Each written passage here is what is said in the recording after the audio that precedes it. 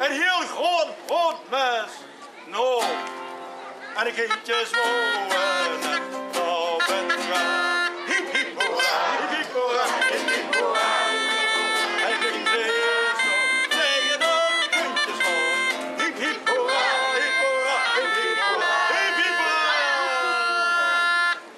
Wel, de blik zo vals en vol jaloezie trok hij een muts van het kerstje af en nepte dan in de hals.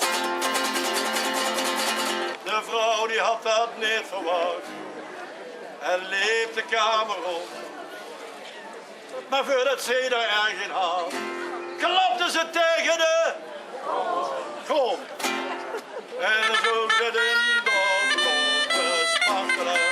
Hiep, hiep, hoera, hiep, hoera, hiep, hiep, hoera, hiep, hoera. Hoe kennen ze het arme mens zo martelen?